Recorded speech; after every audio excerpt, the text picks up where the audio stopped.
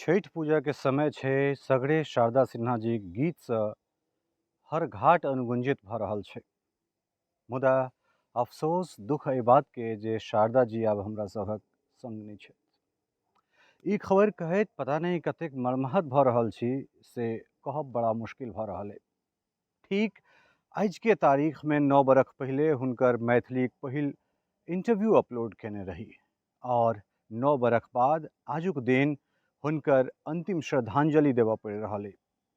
शायद पूरा छठि पूजा जे छै से हमरा लगैए जे दिनकर दीनानाथ सेहो कनता एहिबेर। पद्मभूषण शारदा सिन्हा जी हमरा सभक संग नहि छथि। ई मिथिला मैथिलीक लेल, संपूर्ण बिहारके लेल कतेक पैघ क्षति छै से की कहि सकैत छी। एखनसँ ठीक 5-7 मिनट पहिले दिल्ली के अखिल भारतीय आयुर्विज्ञान संस्थान अर्थात एम्स में वो अंतिम सांस लेलनि हैं